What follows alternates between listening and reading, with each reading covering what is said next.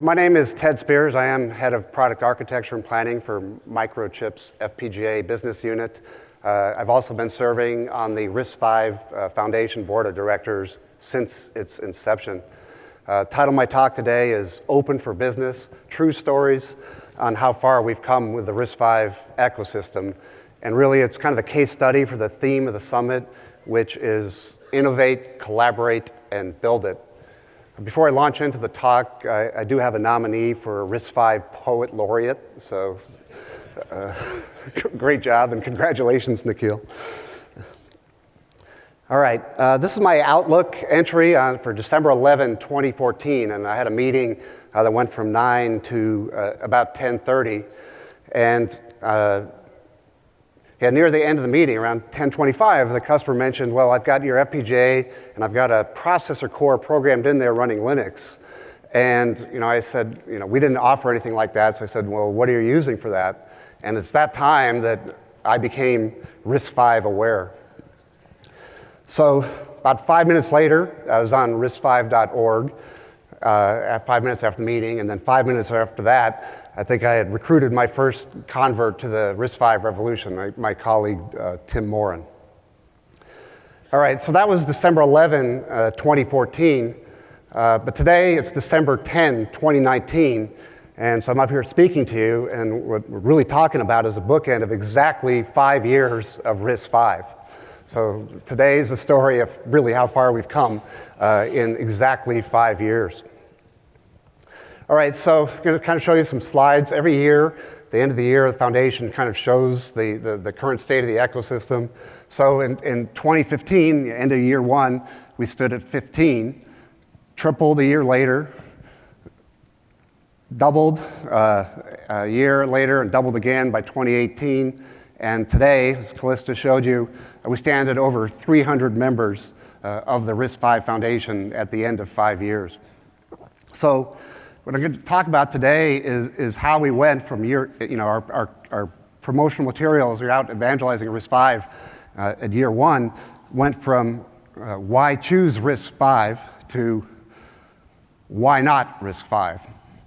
All right, so to start delving into how this happened, we're going to show you a video of key members of this ecosystem speaking in their own words on how far they think we've come. So let's go to the video.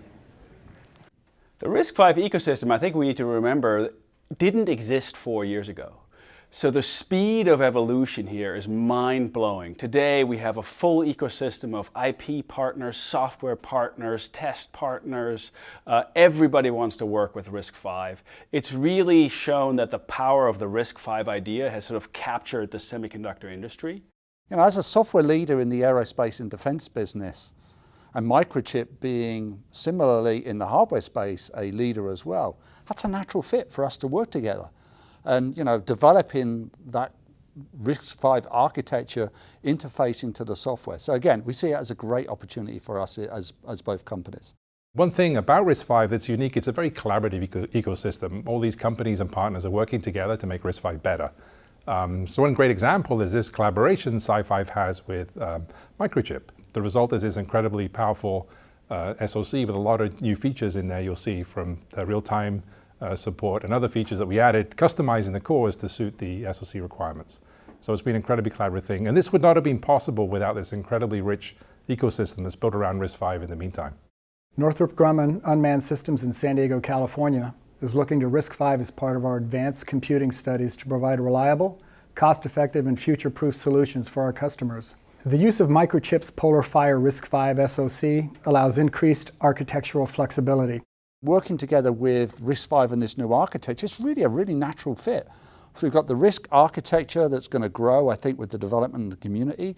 We've got our software, which is changing. It's obviously a proven solution on the safe and secure area, but bringing those two things together, I think, really is going to be a natural fit for the whole industry. Yeah, I think what's exciting, if you look back at how we started RISC-V, we built something for ourselves. I mean, we needed something that was simple and efficient and easy to extend for our research. And it turned out, well, everybody else wanted this as well.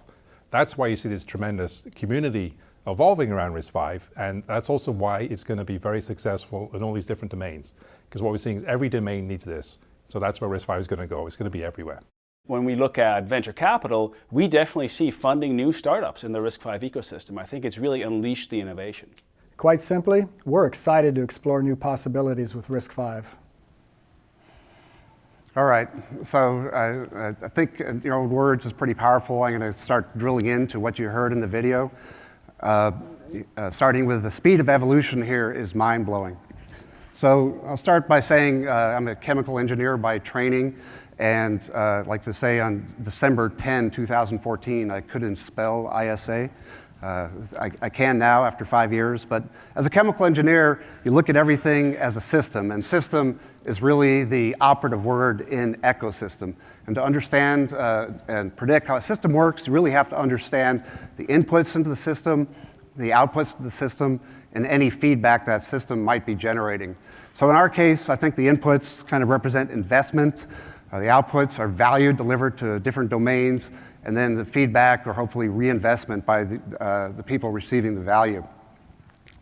So from the investment side, there's capital. That's an obvious source of investment, and venture capital is one of that. And if you look at the foundation, there's many examples of startups that have received funding during these last 5 years. This is just a few. These happen to be members of the foundation, but there's many startups that have been enabled by RISC-V. So that is going well for us. So RISC-V has other kind of unique sources of investment, I would say. One is the area of innovation and research. It's not just capital coming in, it's like intellectual property. And kind of how I measure that is there's many national labs and independent research organizations all looking to RISC-V as kind of critical to their needs and their missions in many domains, from supercomputing, to security. We also have a pipeline of talent coming into the ecosystem, and that pipeline of talent is really education. So universities all over the world are starting to teach RISC-V. Computer architecture is being re-energized by RISC-V. And so many universities are part of the foundation, but hundreds more are creating, teaching RISC-V and creating research based on RISC-V. All right, so looking here, what, other than being part of the foundation, what does Clemson University and IIT Madras have in common? They're both better at football than MIT. So MIT is good at pranking people, though, so if they start pranking keynotes, I'm in trouble. All right, switching to the other side, the value side of the equation.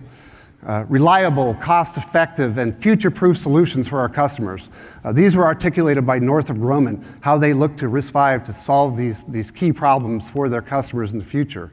So Northrop Grumman obviously represents defense and aviation domain, and if you look at the foundation, we're well served by people occupying this domain, with global companies, global defense companies, all seeing RISC-V as providing value to their future.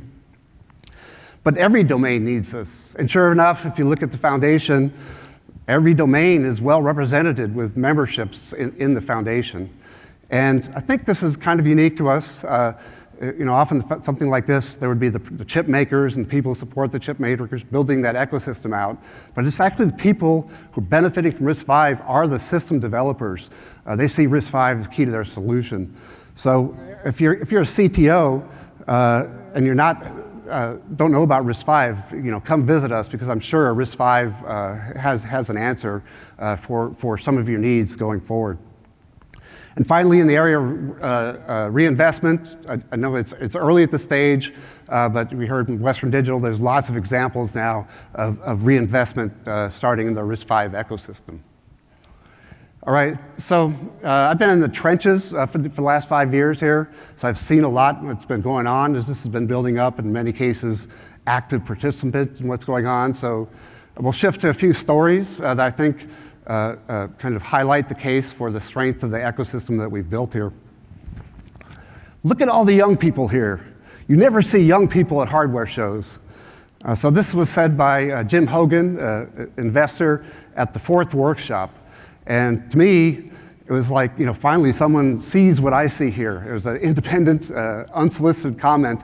There's real energy going on in RISC-V. and it's unique. And so that's something that we definitely got to capture in a bottle. There's something unique going on with this ecosystem. So I kind of repackaged Jim's sentiment in Taiwan last year when I said, make hardware cool again. That's what RISC-V is all about. Now, to further illustrate the global nature of this ecosystem, this showed up on one of the many RISC-V WeChat channels almost instantaneously. And when you really know an ecosystem has arrived is when the ecosystem has a sense of humor. So we have hats. All right, taking a risk with RISC-V. So shown there is PolarFire SOC. We announced the architecture of this product last year at the summit. So that's a PolarFire FPGA with an embedded RISC-V, five processor RISC-V subsystem. And I can point to July 20, 2016 is the exact date where that product was conceived. And it was a dinner at Sushi Tomi with Tim Morin and Yunsup Lee. And Yunsup asked, what's it going to take for you guys to use RISC-V? And we said, well, our customers want Linux, but they also have real-time constraints, including jitter-free interrupt response. If you can help us there, you got a chance. So that kicked off a lot of technical discussions, but also kicked off a lot of business discussions. I went all the way up to the COO of the company. And I don't know if anyone's been fired for picking RISC-V, but I know someone's been yelled at. The exact words were, I question your judgment. I've done my own yelling in the process. It was something like, can't you see it's obvious? But at the end of the day, the organization really rallied, took a unique culture and organization, and there's a lot of people at Microchip with serious skin in the game here and made this bet with RISC-V. So I should have taken a selfie, didn't, but I was smart enough to keep the receipt, so you can see Yunsup, Tim and I enjoyed $300 worth of sushi, and it turns out we were only charged for 2 of the 3 pitchers of beer, so we got a discount right there. It's 50. All right, so the next thing is the RISC-V PC. This, I think, was the first time the RISC-V ecosystem, and then all the buildup, was really used in anger. And this was at the Barcelona workshop. And just prior to that, Sci5 had released the Hi5 Unleashed board. We built the Hi5 Unleashed expansion board. You plug the two together, and you have 2 boards plugged together. So simultaneous to that, Debian did their new release of the Debian Linux distribution for RISC-V, and thousands of packages were all natively ported to RISC-V. So now what we have, all we need to add is a hotel room, some smart guys, some coffee, plug in a graphics card to get your display going. We had a SATA hard drive in there, wireless, apt-get, downloading new packages, compiling in real time. This whole thing was used in anger, and it performed flawlessly. And our demo turned out to be an AI demo on Linux using the PolarFire as AI, and thankfully identified me and another board member as a person. So I think that was strong. So this is the type of application you're going to see with PolarFire SOC. And so a few months later, Andrew Back at AB Open actually built an enclosure for this. And so there really is a RISC-V PC and hopefully a room on a shelf somewhere at the Computer History Museum. So it brings us to where we are today. So during this time, edge compute became really important. There's a dramatic need for compute at the edge. And this cuts across many domains, from automotive to communications to industrial. And we see 4 big challenges at the edge. There's thermal constraints, there's limited power supply, safety. A lot of these applications interact with humans, security, massive attack surface now for compute, and then real-time requirements. People want to run their application, but also control some part of their system in real time. So reliability, low power, and security, that's what our business unit's been all about for decades. And it's all kind of wrapped up. Our flagship FPGA family is called PolarFire, and it does all these things. And I go look at this massive market emerging with all these requirements, and it fits like a glove. In fact, I feel like, as a 7-footer in 1891, I can do some things really well, but then James Naismith invents basketball. So really, look at this massive market, and it's a slam dunk. We've got this.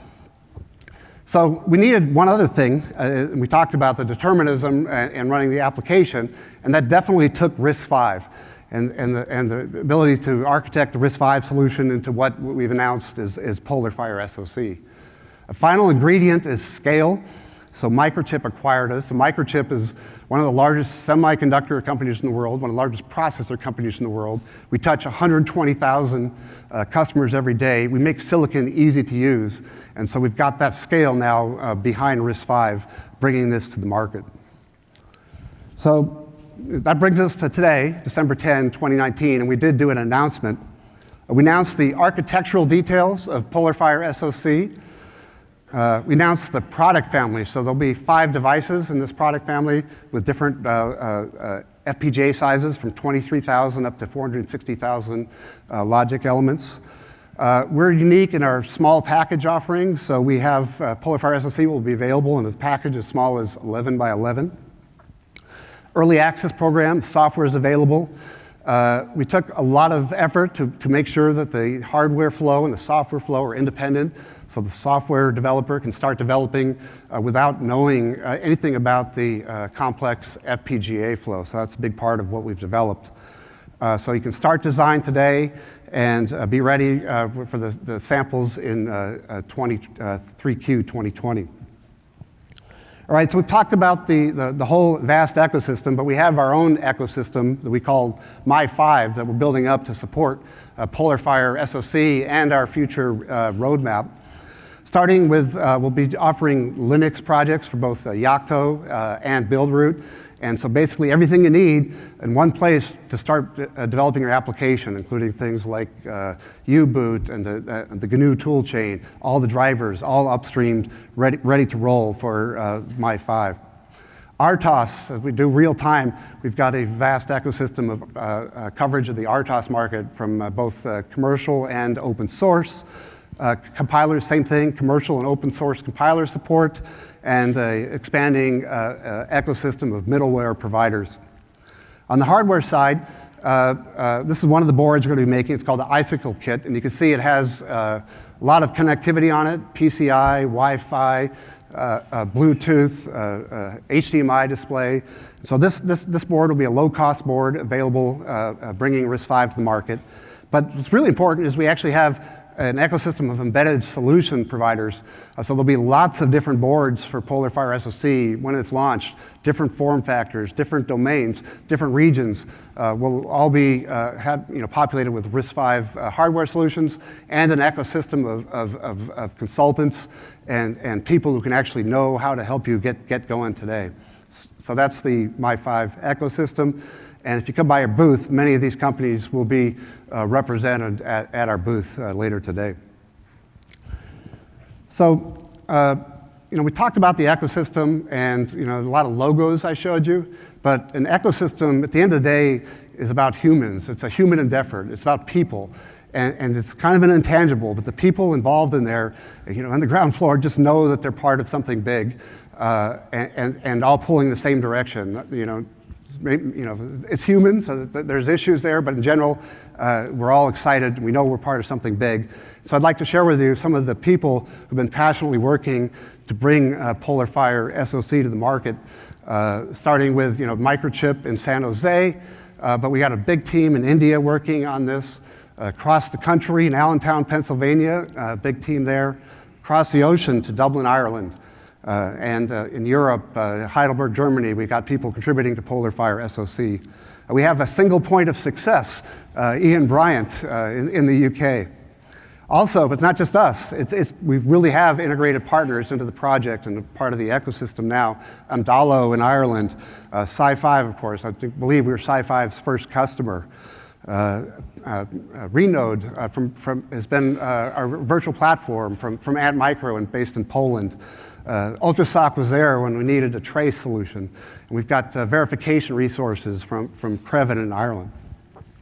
So basically, that's the team. That's worldwide, people all passionate about RISC-V. Wish that, a lot of them wish they could be here, but they're definitely here in spirit. Some of them are here today if you want to hear their stories. But for sure, this team has been innovating, collaborating, and building RISC-V. Thank you.